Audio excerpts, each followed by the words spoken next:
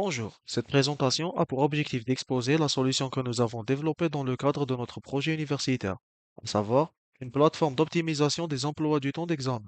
Tout d'abord, avant d'entamer la présentation du prototype web, j'aimerais citer quelques points clés de notre projet. Sur le plan technique, le back-end de la plateforme repose sur une architecture hybride.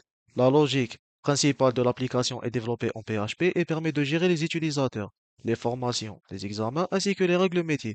L'algorithmique centrale de génération des emplois du temps, qui constitue le cœur du projet, est quant à lui implémenté en Python afin de traiter efficacement les calculs et les contraintes d'optimisation. La plateforme s'appuie sur une base de données relationnelle en SQL, conçue pour représenter les entités essentielles du système et leurs relations, afin de tester le fonctionnement de la solution de notre projet. Dans un contexte proche du réel, un dataset réaliste a été généré à l'aide de requêtes SQL de type insert-into. Cela nous a permis de valider la cohérence et la fiabilité du système. L'interface utilisateur du projet est un prototype web développé avec Tailwind CSS. Cette interface a été conçue pour être simple, claire et épurée. Dans un projet de démonstration fonctionnelle, chaque acteur de la plateforme dispose de sa propre interface, sous forme de dashboard, accessible après authentification et adapté à son rôle. En complément des fonctionnalités initialement demandées, nous avons intégré plusieurs fonctionnalités supplémentaires afin d'enrichir la plateforme. Parmi celles-ci, on retrouve la consultation des notes par les étudiants, la possibilité de demander un rendez-vous avec un enseignant, ainsi que la demande de documents administratifs auprès du chef de département ou du doyen. Ces ajouts contribuent à rendre la solution plus complète et plus réaliste. Enfin, l'ensemble des aspects techniques et fonctionnels du projet est détaillé dans le rapport technique livré avec la plateforme. Ce document regroupe notamment la modélisation de la base de données, l'architecture du backend, les choix technologiques ainsi que les éléments nécessaires à la compréhension globale du système. Pour résumer, toute la documentation du projet est disponible dans le rapport technique livré avec ce projet. Maintenant, j'enchaîne sur la présentation du prototype web. Comme nous pouvons remarquer, nous avons plusieurs profils de connexion disponibles, que ce soit le chef de département, professeur, administrateur examen ou doyen vice-doyen. Pour commencer la présentation, je débute sur le profil étudiant. Il sera d'abord impératif d'entrer un numéro d'inscription. Pour notre exemple,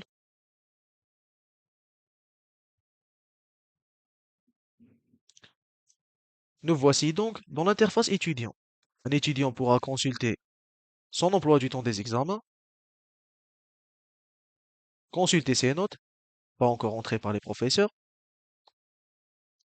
faire une demande de document auprès du chef de département. Donc, par exemple, faire une demande de relevé de notes, envoyer la demande. On peut remarquer dans l'historique des demandes que la demande est en cours. Après validation du chef de département, cette notion changera, pourra être faite comme livrée, et faire une demande de rendez-vous auprès d'un prof. Je sélectionne un prof, le jour, et entrer un motif.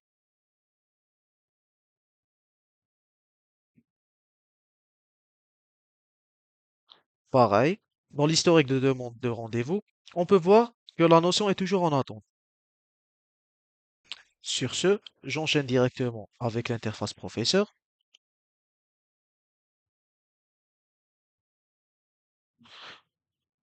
Tout comme pour les étudiants, le professeur a son emploi du temps des examens et ses demandes de rendez-vous. Voici la demande de rendez-vous que nous avons initiée. On peut voir que son statut est en attente.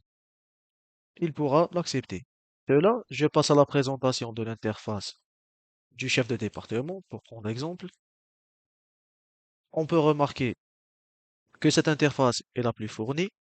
Donc, le chef de département aura un dashboard où il pourra consulter les statistiques de toute la faculté. Toutes ces statistiques changent dynamiquement. Il pourra consulter le nombre de départements, ajouter un département, ou bien effacer un département, le nombre de formations totales, le nombre de modules disponibles dans toute la faculté. On peut voir une multitude de modules, le nombre de professeurs, ainsi que le nombre d'étudiants. Bien sûr, chaque professeur Chaque étudiant, chaque module peut être soit effacé ou modifié, comme on peut le voir ici.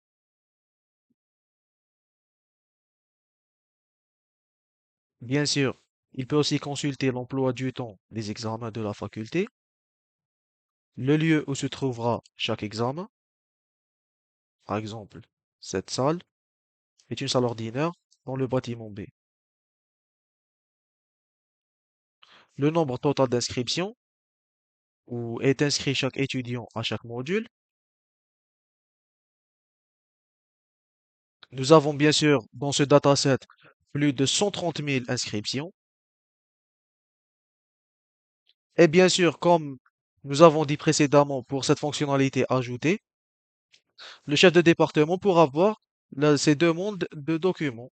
Donc, voici la demande que nous avons initiée. Elle est en cours. Un compteur est ici afin de voir toutes les demandes en cours. Il pourra changer son action, enfin son statut, de prêt ou annulé.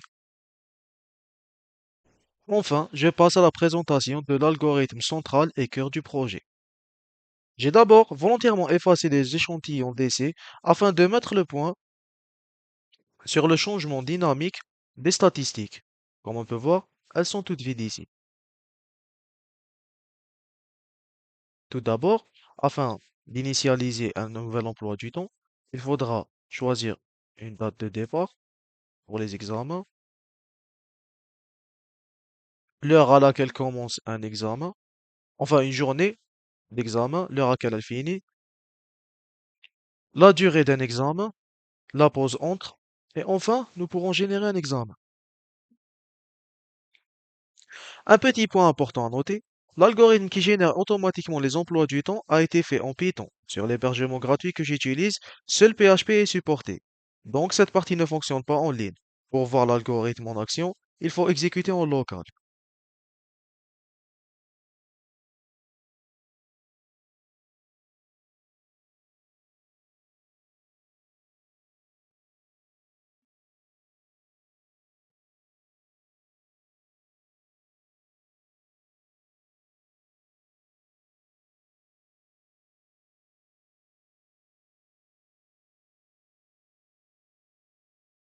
L'algorithme a fonctionné avec succès. On peut voir qu'un emploi du temps a été généré.